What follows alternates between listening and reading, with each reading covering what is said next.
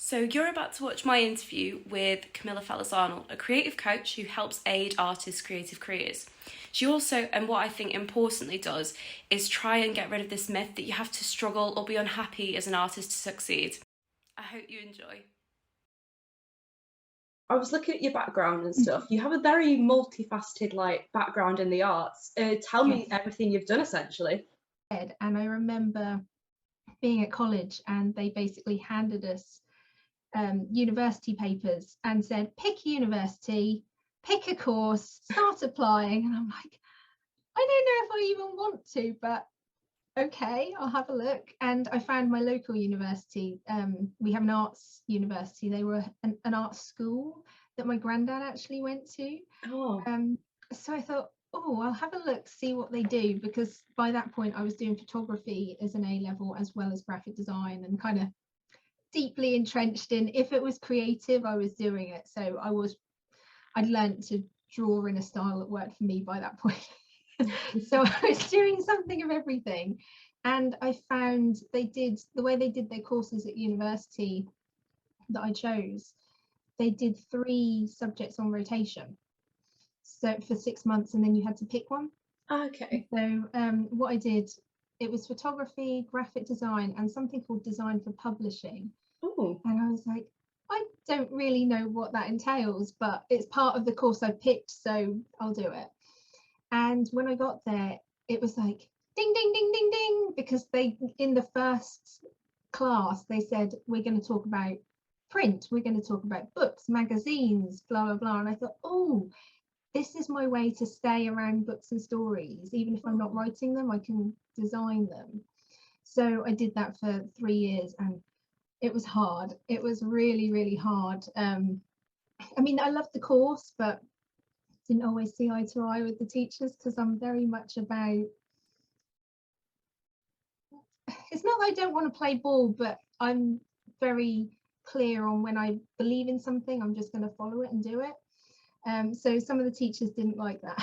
yeah, you can't really, always, you can't confine creativity as well. Like you can't just No. teach it. You got to do what you got to do. Yeah. I think also though, actually sometimes limitations actually spark off more creativity, because you always want to push those boundaries. So the more they were telling me to get in the box and do things that they wanted to do, the more I was like, well, no, I'm going to find my own way to do this.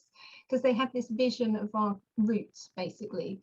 We were going to come out of the course, move down to London and get a job in a big design house. And I didn't want to do that, because I'm not a city girl in the slightest. I love the country. It's just not me. So I was like, okay, I'm going to try and be a freelancer. But they didn't give us any support in how to be a freelancer, because they were so focused on go to London, get a job in a big design house. That looks good on us.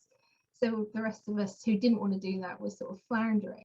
Some people were coming to me saying, I want to work with you, but I'm stuck in the writing. Like, I really want you to publish my book and help me like do the cover, etc., but I haven't even finished it yet. Can you help me with the writing?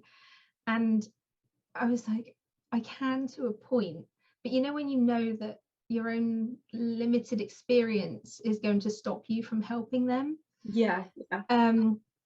Because obviously I didn't see myself as a writer, so I was just going on what I knew and like my experience from writing blogs and social media stuff. I was drawing upon all of that, but not writing anything long form, which was, it was okay, it was working enough.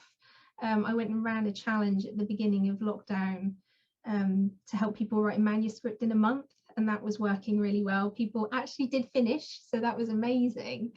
But then, like I said, it got to the point where I was like, oh, this isn't enough. They need more help than I can give them. What can I do? So I sort of thought about it, and someone said, why don't you try coaching? I said, I'm not a coach. I'm definitely not a coach. And then I sort of sat on it, and still obviously getting these authors coming to me wanting my help. And the more I sat with them, I thought, actually, maybe I do have to really consider upping my skills so I can help them, because mentoring is great when you've got the experience, which I didn't have of writing. I hadn't done it myself. So I signed up for a coaching qualification and did that. last year. Oh my God. Seriously, that was just, I've done a BA and an MA, and I'd rather go back and do them. Really? Oh my wow. God. The paperwork, it was Oh, tough. okay. Yeah. It was tough because I'd had 10 years of outside of uni. You kind of forget all the paperwork. What learning's like, yeah. But I actually found that I had a real flair for being a coach. People were like, oh my goodness, this is really, really helping. I even had one person, he came to me saying, can you help me write descriptive or improve my descriptive passages of text, like describing a room? I said, yes. Listened to him for one session, and I said, your writing, because I'd seen that he'd given me a sample, and I said, your writing isn't the problem. I think it's your confidence. Do you want to look at that with me?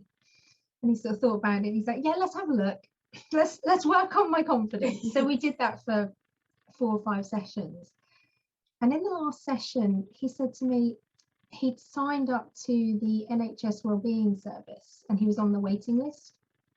And he said that actually through working with me, his confidence had grown so much that he'd actually asked to come off the list. Oh, that's brilliant. Like, wow, that's amazing. Yeah. And I kind of sat there thinking to myself, this is so much more than just writing coaching, because that's what I'd gone in there thinking I was going to do, like writing coaching, and then obviously use my design skills to kind of give authors the whole package. And I thought it's really more than that. It's about creativity as a whole. And so I kind of thought, well, I'll open myself up to the possibility that I could coach people in any creative sphere. So it could be writers, it could be the freelance designers, it could be the artists, it could be anything.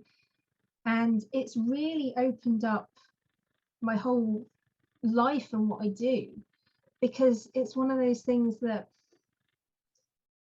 creativity is, it's almost like a universal language. Yeah. And some of the concepts that where we create from, that space that we go into when we create, it doesn't matter if you're writing it or if you're sculpting it, you're still drawing from those feelings. And we all have like imposter syndrome and all of these fears and struggles around like trying to sell and connect with our audience. So actually it's been really enriching to kind of open myself up to, I don't just coach writers. Yeah. So that's where I am. Well, I think with creativity, it's so easy to assume I'm going to do it on my own. Like, I can't ask for anyone's help. But what I find so interesting about your job is that you're sort of breaking the stigma of talking to someone and getting help from someone. Yeah, I have this real big passion and mission, because what I saw from the freelance design industry was that we don't get any help.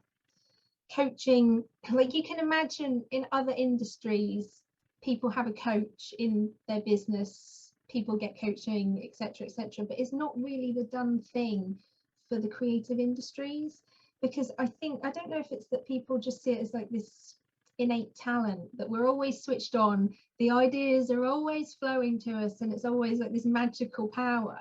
But actually it's a lonely process at times. And yeah, we do need support, because what I've found is it kind of ebbs and flows. Sometimes you've got like ideas coming out of your ears that you don't know what to do with, and then sometimes it doesn't matter how hard you try, you can't come up with an idea to save your life. It's always when you have the most time as well. When you have like a week off work, you can never have the creativity to do what you want to do. There's definitely a thing about like pressure, because what I found is anytime you get that level of stress or enter like a survival mode, particularly like with lockdown, people were really hard on themselves, like, oh, I haven't been able to draw or paint or whatever it was. But it's like, well, of course you haven't, because creativity in that way isn't essential as a survival mechanism, and we were just in such a survival mode. So any kind of level of stress that we can't manage as creatives impacts, and that's where we get like writer's block, creative block.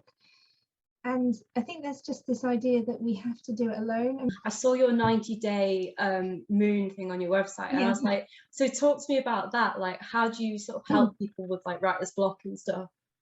Well, it kind of, I believe that every excuse that we can come up with around why we have block comes down to one of two things. It's either a contradictory concept, so something in the ideas that you have are contradicting each other. That's an easy cleanup. But most of the other things come down to a lack of belief in your own internal authority. You're too busy listening to everyone else and their judgments and not tuning into yourself. And I think that actually solves so many things, because when you really can like just tune into that intuition and just write from that space and just drown out everyone else's noise, words just seem to flow in a different way. And so the writing challenge that I'm doing, it was based on my 30-day challenge, which I did at the beginning of lockdown, and it was wonderful. It was really intense, and we were lucky because everyone was on furlough, so they had time to write so much for 30 days. Whereas I looked at it and I thought, I can't run it like that again. No one's going to have that kind of time. How do I fit it in to everyone's lives in a really easy way? So I brought together my knowledge of how people break down and write and structure a really good non-fiction book, and then obviously what are the kind of obstacles that we're going to come up with and how can we deal with them. So like I had this memory pop up when I was coaching myself of, oh, this is the awful thing that my relative said, how do I deal with that? So things like working with your inner child. I also have for the challenge, I've got a holistic practitioner who's going to kind of help with EFT tapping. So it's not just a conscious, this is how we write every day, this is how you structure it, just get on with it. It's actually trying to help people on a subconscious level like deal with the things, because otherwise it's going to keep coming up if we don't really deal with that subconscious underlying issue. Yeah, there was a quote, I can't remember who I read it from, but he basically said that it's okay to just do things for fun. You don't have to be good at them. You don't have to show anyone. I mean, like personally, I write poetry in my spare time. That's something that I've always loved doing. And there was a thing, I think I was on Twitter in some conversation, and someone said, oh, who writes poetry here? And I was like, yeah, I do, but I don't share it with anyone. They said, oh, I'd really love to read it. And I'm like, well, you can love the idea of reading it, but I'm not sharing it. I write it for me, and only me, and that's okay. I think there's maybe a sense of entitlement that anything creative that we make has to be shared with the world.